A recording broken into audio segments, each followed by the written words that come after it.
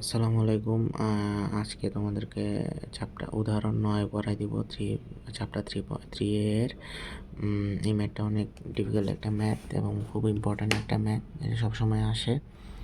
এই ম্যাথটা আজকে তোমাদেরকে আমি বইয়ের নিয়মে না, আমি আমার নিজের নিয়মে সহজভাবে বুঝাই দিব। বইয়ে আছে কিন্তু একটু বুঝতে হবে, বিষয়টা ক্লিয়ার করে দিব তোমাদেরকে। এই যে দেখো, প্রথমে এখানে y/√1 মাইনাস √x² মাইনাস 1 সমান dx plus x into √y² minus 1 dy সমান 0 আছে। এখান থেকে আমরা কি করব? এখান থেকে আমরা এই দোনোটাকে এই যে নিচে, এই যে সমীকরণটার নিচে দোনোটাকে আমরা এভাবে আরেকটা পেজের মধ্যে লিখি আমি। যে দেখো, যেখানে সমীকরণটা আছে tm y x² minus 1 plus x into y²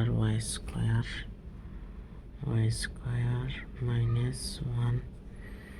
এবার উভয় পাশে সমান কি আছে? সমান আছে 0। উভয় পাশে এবার এটাকে আমরা xy দ্বারা ভাগ করব। xy দ্বারা ভাগ করলে y into x² minus 1 plus x into y² minus 1/xy দ্বারা ভাগ করলে এটা সমান 0। তাহলে এখান থেকে x কাটা চলে যাবে, এখান থেকে y কাটা চলে যাবে। তাহলে x² মাইনাস 1/x, এরপরে প্লাস y² মাইনাস 1/y সমান 0। এই যে লাইনটা দেখো, এই লাইনটা এখানে লিখছে, ঠিক আছে? যে লাইনটা এখানে লেখা হয়েছে দেখো, 2 নম্বর লাইনে। তো এরপরের লাইনে আমরা কি করব? লব হরকে আমরা এই যে লব হরকে এরপরে আমরা কি করব? লব হর যেটা আছে সেটাকে আমরা একবার x² মাইনাস 1 ও y² মাইনাস 1 দ্বারা গুণ করব। গুণ করলে এটা কীভাবে আসবে দেখো, এখানে যদি আমরা এখানে আমরা যদি যেখানে করি, এখানে যদি x² minus 1 into x² minus 1, এখানেও x² মাইনাস 1 প্লাস এখানে y² minus 1 into y² minus 1 by y into y² minus 1। তাহলে এখানে থাকতেছে শুধু x² minus 1 x into x² minus 1 plus y² minus 1 y into y² minus 1।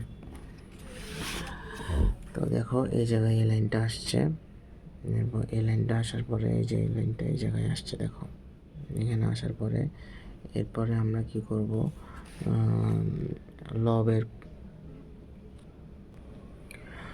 লবের পদ আলাদা করব। লবের পদ আলাদা এই জায়গাটাতে হয়তো অনেকে বুঝতে পারতেছো না, তো এই জায়গাটা আমি তোমাদেরকে এখন বুঝাই দিব লবের পদটা আলাদা কিভাবে করতে হবে। এই যে দেখো, এই জায়গায় আছে, এই জায়গায় আনার পরে এবার এখান দিয়ে আমরা ম্যাথটা করি একবার। এবার লবের পদটাকে আলাদাভাবে লিখবো x² by x into x² minus 1 minus 1 into x into x² minus 1, এটা হচ্ছে dx প্লাস এটা প্রথমে আমি এখানে dxটা দিতে ভুলে গেছিলাম, dxটা এখানে থাকবে, এটা তোমরা দিবা অবশ্যই। তারপরে y² by y into y² minus 1 minus 1 into y into y² minus 1, এটা হচ্ছে dy। তারপরে আমরা কি করব? এই যে এই মাইনাস পদ যেটা যে দুইটা আছে সেই দুইটাকে ওই সাইডে নিয়ে যাব। সেই দুইটাকে ওই সাইডে নিয়ে গেলে এখানে x কাটা, তাহলে x/√x² minus 1 plus y by y by root over, এই যে ওয়াই বাই কাটা, এখানে ওয়াই থাকতেছে, এখানে এক্স থাকতেছে, y by root over y square minus one সমান, এখানে আবার মাইনাসের পর যেটা আছে সেটা হবে যে one by x into root over x square minus one plus one by y into root over y square minus one.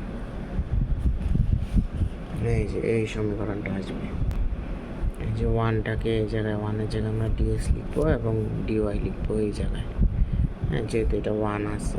তো দেখো এই জায়গায় এই কাজটা করে এই জায়গায় এই লাইনটা আসছে, এতগুলো কাজ করার পরে কিন্তু এই লাইনটা আসছে, ঠিক আছে। এরপরে আমরা এই যে এক্সটাকে এখানে উপরে যেহেতু আছে সেটাকে আমরা ডিফারেন্সিয়াল ফর্মে লিখবো।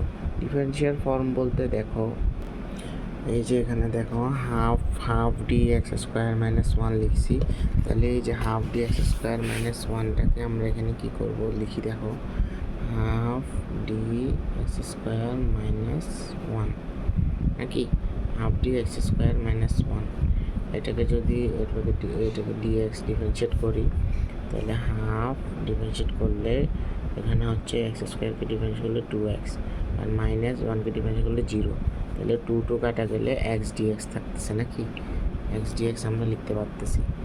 তো এই যে এখানে উপরে দেখো এই যে এখানে উপরে এক্স ডিএক্স আছে, এক্স ডিএক্সটাকে half d x square minus one আকারে লেখা হয়েছে।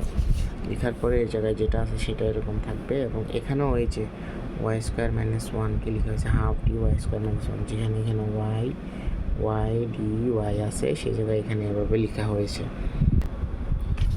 তারপর আমরা এখানে এই যে সমাকলন করব উভয় পাশে, এই যে এই জিনিসটাকে আমরা উভয় পাশে সমাকলন করব।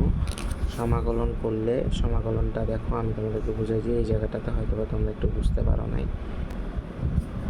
এই জায়গায় ধরো আমরা এই যে half d x square minus one by root over x square minus one লিখছি।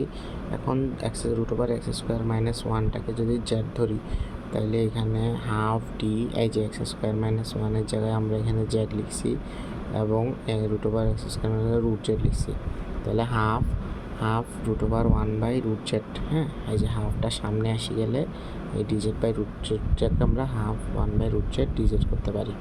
তারপরে half integration z minus half d z, এরপরে এভাবে করার পরে এরকম, এটা তো সূত্র জানো, z minus half plus one এটা ইন্টিগ্রেশনের সূত্র, এর মাইনাস হাফ প্লাস ওয়ান দিয়ে আমরা এভাবে লিখবো। রুট জেড বলতে এটা এখানে মাইনাস হাফ হয়ে গেছে আর কি। তারপরে হাফটা তো আছেই, এখানে হাফটা আগে থেকে আছে। এরপরে এটা করার পরে এই যে দেখো হাফটাকে যদি তুমি এভাবে করো, এই যে দেখো হাফকে লসাগু নিয়ে যদি করো হাফ, এই যে half minus one plus two সমান হাফ আসবে। তো সেই জায়গা থেকে এখানে আমরা z to the power half by half, এবং এই হাফটা কাটাকাটি করলে জেড হাফ থাকতেছে। জেড হাফ মানে হচ্ছে রুট জেড, এবং রুট জেড মানে আমরা এখানে এই যে জেড সমান যেহেতু এক্স স্কোয়ার মাইনাস ওয়ান ধরছিলাম এই যে জায়গায়, তো এক্স স্কোয়ার মাইনাস ওয়ান বসাই দিলে আমরা এই যে দেখো এই জায়গাটা থেকে ডাইরেক্ট আমরা এটা লিখতে পারি, এবং এটা থেকে আমরা root over y square minus one লিখতে পারি। আর এই যে এই জায়গায় sec inverse one x plus sec inverse y সমান প্লাস সি, যে এটাই দেখতেছো, এটা হচ্ছে এই লাইনটা, এই লাইনটা ডাইরেক্ট সূত্র, এই লাইনটা সমান এটা হচ্ছে কি সেকেন্ড ভার্স এক্স প্লাস এটা সমান হচ্ছে সেকেন্ড ভার্স ওয়াই, হচ্ছে এটা হচ্ছে ডাইরেক্ট সূত্র। তোমরা সূত্রগুলো যদি জানো এই বিষয়টা ক্লিয়ার হয়ে যাবে তোমাদের। ধন্যবাদ।